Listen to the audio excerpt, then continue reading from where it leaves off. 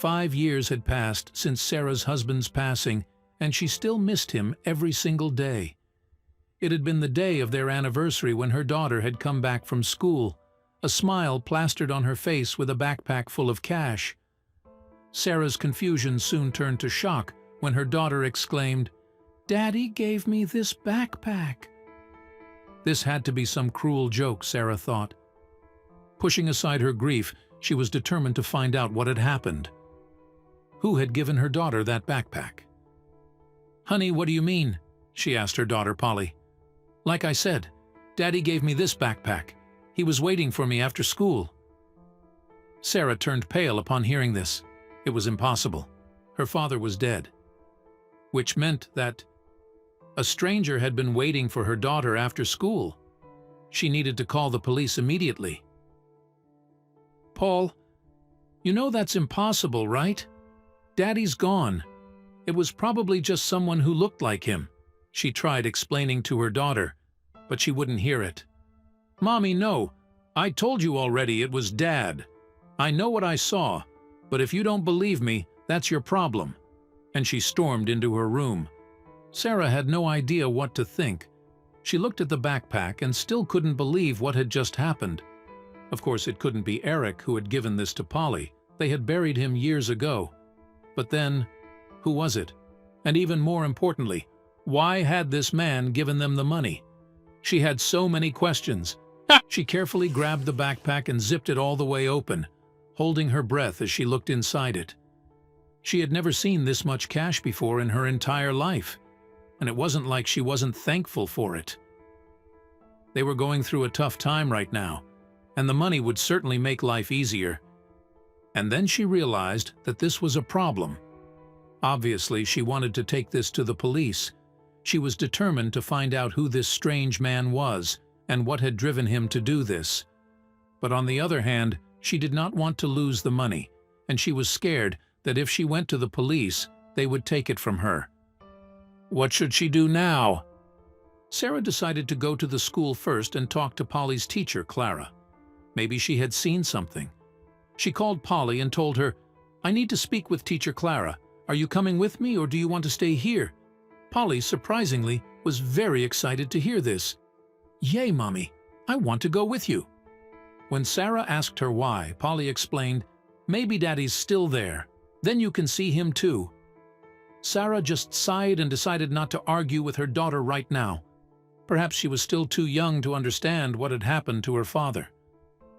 "Yeah, maybe. We'll see, Paul." Minutes later, they finally arrived at the school. The playground was empty, but luckily, the light in Clara's classroom was still on. Sarah and Polly quickly went inside the building and they knocked on Teacher Clara's door. "Oh, hi there. Did you forget something, Polly?" she asked, surprised to see them. Sarah shook her head and said, "Actually, I wanted to speak with you about something." Clara nodded, noticing that it was something serious, and led Sarah to her desk. Polly immediately went to the back of the classroom, which was where the toys were, and she didn't pay attention to her mother and teacher anymore. "I came by to ask you if you have seen anything unusual after school today," Sarah began, and she explained what happened. Teacher Clara's eyes grew wide upon hearing the story, and she put a hand in front of her mouth as she gasped. "Oh my, that can't be right. I didn't supervise the dismissal today, but let me check with the other teachers. Surely someone must have seen something," she replied, and she left the classroom. Sarah nervously waited for her to come back. Minutes later, the door opened again, and Teacher Clara returned, but she wasn't alone. She had brought a younger woman, a girl, and introduced her as their new intern. As soon as the intern saw Polly, she recognized her. She turned pale and started panicking. "Teacher Clara, I'm so sorry. I had no idea. I didn't know about her dad." Clara managed to calm the intern down, and then it finally became clear why she reacted that way. She had indeed seen Polly talking to a man in the schoolyard during dismissal. She was still fairly new at this school, and she had not gotten to know Polly's class yet, so she had just assumed that the man was Polly's father. Sarah was shocked to hear this.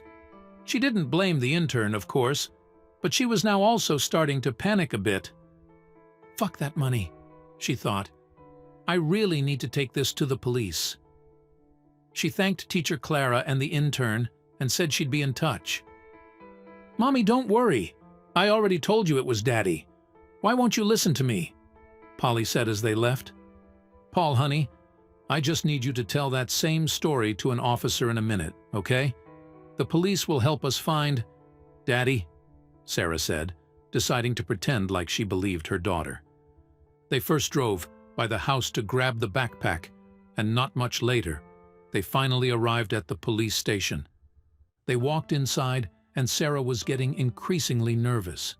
She did not feel comfortable knowing that a random man had been talking to her daughter after school at all. She just hoped the police would be able to help them. "Hello. Can I speak to an officer, please?" she asked the receptionist. The receptionist nodded, leading them down a dimly lit hallway.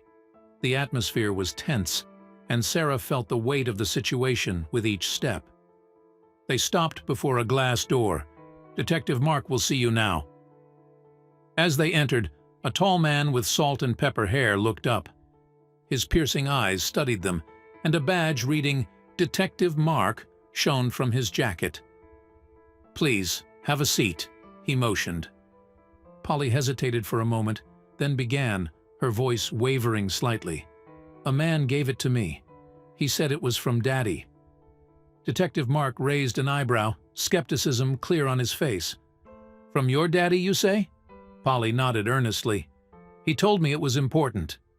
Mark exchanged a glance with Sarah, his doubt evident but kept his composure, encouraging the little girl to continue. Sarah, sensing the detective's disbelief, opened the backpack. Bundles of crisp bills cascaded onto the table, each stacked neatly and bound tightly. The room fell silent as the gravity of the find settled in. Mark's eyes widened, and he leaned forward, examining the money. "This is an enormous sum," he finally said, voice filled with astonishment. Sarah took a deep breath. "Detective, my main concern is Polly's safety. Someone approached her. Someone connected to this money. I don't know their intentions." Mark observed her genuine concern and fear. "You have my word. We'll take this seriously and investigate thoroughly." Sarah nodded gratefully, her hands trembling slightly as she held Polly close. For a moment, Detective Mark looked lost in thought. The sheer amount of cash, the mention of Polly's daddy, the mystery man, all of it started gnawing at his instincts. "Mrs. Thompson," he began, "though this is unusual, I promise you, I'll get to the bottom of it." He sounded more convinced now, the intrigue of the situation pulling him in. Mark called in a forensics expert, who delicately began examining the money for any traces of evidence. The room was filled with the hum of machinery and the muted conversations of officers outside. Using a special light, fingerprints were sought on the bills. Sarah watched with bated breath, hoping that something, anything, would lead them to the man who had approached Polly. Without a word, Mark slid a file across the table. Sarah hesitated, then opened it. Inside were familiar yet painful memories, pictures of Eric, newspaper clippings, and official reports. "Mrs. Thompson," Mark began gently, "I need you to recollect everything about your husband. It might help us connect the dots." Sarah took a deep breath, tears glistening as she revisited the past. Mark's tone turned contemplative. "There have been sightings, Mrs. Thompson. People in town have reported seeing a man resembling Eric." Sarah's heart raced. "That's impossible," she whispered, but curiosity and hope were evident in her eyes. "It's unverified," Mark continued, "but the descriptions are eerily similar. Multiple accounts from different locations." Sarah's mind raced.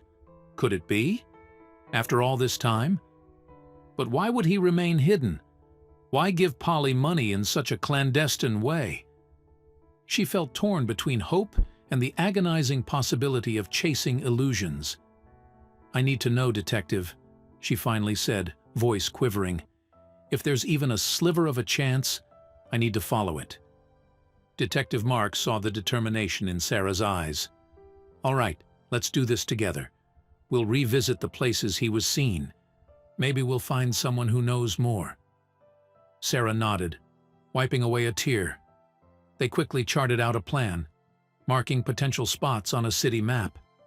Mark assured, "If he's out there, Mrs. Thompson, we'll find him." Sarah and Mark entered the bustling diner, the scent of coffee filling the air. Approaching the counter, they showed the diner owner a photo of Eric. He pondered a moment. "Yeah, I've seen him, always looking over his shoulder like he's hiding from something." Mark scribbled notes, intrigued by the confirmation. "He had these odd habits," the owner continued. "Always sat facing the door. He'd watch the reflection in the window mirror constantly." Sarah felt a knot in her stomach. These were unmistakably Eric's habits. "He seemed nervous?" the owner pondered, further affirming Sarah's growing belief. Determined, Sarah and Mark expanded their search to other local spots, parks, bookstores, and even a library. They approached shopkeepers, joggers, anyone who might have seen or remembered Eric. Their persistence, fueled by a mixture of desperation and hope, drove them onward through the day. A tip led them to a nondescript apartment building. They discovered an apartment rented under a pseudonym.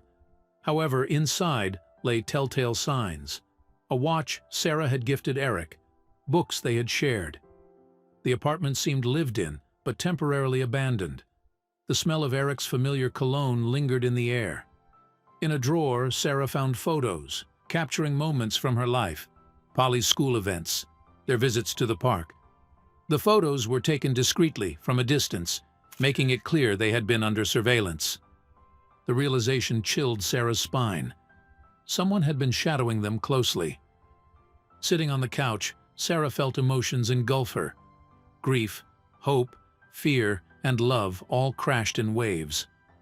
Mark watched her quietly, respecting her space. The weight of everything, the backpack, the man resembling Eric, and the watched moments, felt almost unbearable. The mere possibility of Eric being alive was both elating and agonizing. The decision was unanimous. They'd stake out the apartment, hoping for a glimpse of Eric, or at least someone linked to him. Mark set up surveillance from a parked car across the street, while Sarah anxiously watched beside him, clutching a thermos of coffee. Hours ticked by. The streetlights cast eerie shadows on the silent street. The nocturnal sounds of the city became a quiet background to their vigilant watch. Every car that passed, every pedestrian walking by, heightened their anticipation, yet the apartment's lights remained off, and its doors closed. In the stillness of the night, Sarah began to share with Mark. She spoke of missed anniversaries, unfinished conversations, and unexpressed emotions. "There's so much I'd wish I'd said," she murmured. Mark listened silently, his demeanor empathetic, understanding the depth of her pain and regret. Just as the first rays of dawn began to light the horizon, a figure approached the apartment. This man wasn't Eric. He was unfamiliar, yet he walked with a confident stride, unlocking the apartment door swiftly. Sarah and Mark exchanged glances, both realizing that the mystery was deepening, and their quest was far from over. Without hesitation, Mark stepped out of the car, intent on confronting the unfamiliar man. As he neared, the man spotted him and darted away. Mark shouted, urging Sarah to call backup, and bolted after the stranger, their footsteps echoing through the early morning streets. Rounding a corner, Sarah unexpectedly blocked the man's path, allowing Mark to catch up. Together, they cornered him in an alley. Mark swiftly handcuffed him, their breathing heavy from the exertion. Both hoped this man would have the answers they so desperately sought. Brought back to the car, the stranger's eyes darted nervously. Mark bombarded him with questions about Eric, but the man remained tight-lipped, feigning ignorance. Sarah's face reflected her rising frustration and hopelessness. With a cracking voice, Sarah appealed to the man's humanity. "If you know anything, please help," she begged. Mark's unwavering gaze and pointed questions only added pressure. Slowly, the man's steely facade began to crumble, hinting at a willingness to speak. "I'm John," he finally admitted, his voice laden with resignation. He began recounting a tale that seemed fit for a thriller: espionage, coded messages, and shadowy figures. Sarah and Mark listened intently, trying to discern truth from fiction. As John delved deeper, he painted a picture of Eric's bravery and the perils he faced. He uncovered some dark corporate secrets, John confessed. They wanted him silenced. Faking his death became a necessary ploy, not just to save himself, but to protect Sarah and Polly too. The backpack filled with cash was a lifeline, crafted by Eric. "It was meant to help you two disappear," John divulged, his voice tinged with regret. "To give you a chance at a new beginning, far from the dangers that now hunted Eric." Torn between a potential reunion and the inherent danger of this revelation, Sarah's heart weighed heavy. She grappled with the most painful of choices: seek the man she loved, or flee to guarantee her daughter's safety. Sarah confided in Polly about the situation, expecting fear. Instead, Polly's eyes shone with determination. "We have to find Dad," she insisted, her youthful conviction stirring Sarah's heart. This unwavering belief in family nudged Sarah towards a decision. They would search for Eric, no matter the cost. Hesitantly, John pulled out an encrypted phone. With Sarah and Polly anxiously watching, he sent a coded message arranging for Eric to meet them. Their rendezvous spot: an old, abandoned warehouse on the city's outskirts, known only to a few. The anticipation was palpable as they drove to the designated location.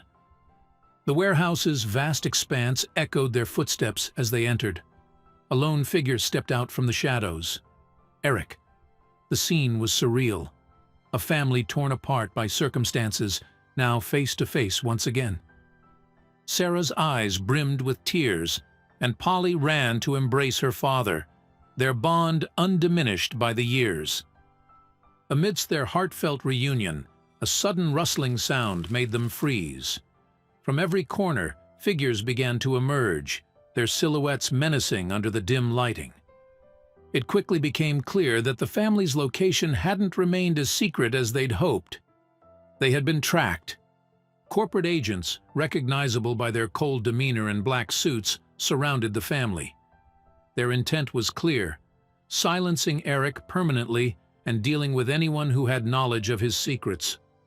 Sarah's heart raced, her eyes darting around, seeking an escape route from the tightening circle of threats. Suddenly, a barrage of lights illuminated the scene, followed by the unmistakable sound of police sirens. Mark, always the astute detective, had foreseen the potential danger. "I had a feeling this might happen," he shouted over the noise, pointing to his team positioned strategically. Their unexpected advantage gave the family a fighting chance against the encroaching corporate agents. Flashing blue and red lights cut through the warehouse's murky ambiance. Loudspeakers blared, demanding the corporate agents to stand down. The police, armed and prepared for conflict, formed a protective barrier around Sarah, Polly, Eric, and Mark. The balance of power began to shift, turning the tables on the menacing corporate agents. A standoff ensued, with Mark trying to negotiate, while the corporation's lead agent barked back, unwilling to lose their prize target. The air grew thick with tension, and in a split-second decision, one of the agents lunged forward, igniting a fierce skirmish between the police and the corporate enforcers. Shouts echoed and chaos reigned. Sarah held Polly close, trying to shield her from the perilous situation. Eric, despite the time away, instinctively positioned himself protectively around his family. They were the eye of the storm, desperately hoping the whirlwind around them would cease. As the dust settled, the police had gained the upper hand, apprehending the corporate agents. But the victory wasn't without its price. Several officers were slightly injured in the struggle, and the area was littered with evidence of the intense confrontation. Sarah, Polly, and Eric, though unharmed, were mentally scarred by the ordeal. Once things calmed, Eric, with tears in his eyes, faced his family. He spoke of his journey, the dangers, the guilt, and the longing to be with them again. "I never wanted any of this," he admitted, his voice trembling. "But I couldn't let them hurt you." Embracing his family, Eric hoped for a chance at redemption and a fresh start. With the evidence Eric provided, the corporation's dark secrets were exposed, leading to legal actions that would ensure they faced the consequences of their actions. Their influence couldn't shield them from the weight of justice any longer. The family, once torn apart by secrets and danger, now acknowledged the long road ahead. They embraced therapy, sought counseling, and leaned on each other for support. Healing was a process, but together they were determined to rebuild their shattered lives. The decision was made to leave the town, full of painful memories and lurking threats. They'd start afresh, somewhere safe, where they could leave the past behind and move towards a brighter future. As they packed their belongings, each item held a memory. Photographs, trinkets, and mementos from a life they'd leave behind. They carried these memories with them, a reminder of the resilience that had carried them through their trials. Standing outside their old home, they took a moment to appreciate their unity. The trials they faced had reaffirmed the importance of family above all else. Hand in hand, they walked away, ready to face the future together, stronger and more tightly knit than ever before. With their past firmly behind them, the family gathered in their car, looking at one another with newfound determination. They expressed mutual promises to cherish each moment, to never take their second chance for granted, and to build a brighter tomorrow. As they drove away from the town that held so many painful memories, the weight of their past slowly lifted. The winding roads symbolized a fresh start, a chance to leave behind the darkness and embrace the light of a new beginning. On the open road, laughter filled the car as they shared stories and dreams of a peaceful life ahead. The scars of their past were gradually fading, replaced by hope and excitement for the journey that lay ahead. A letter from Detective Mark arrived, expressing his heartfelt wishes for their well-being. He promised to always be there if needed, a reminder of the unwavering support they had found in their darkest hours. It was a farewell filled with gratitude for his instrumental role in their lives. Finally, they arrived in a new town, a place filled with hope and aspirations for the days to come. Their new beginning awaited a chance to build a life free from fear and uncertainty, embracing the future with open hearts. Sarah, now the narrator, shared her feelings of gratitude and hope. She spoke of the strength they had found in each other, the support of friends like Mark, and the resilience that had carried them through. She closed with a hopeful message for the future, echoing their shared promise to make the most of their second chance at life.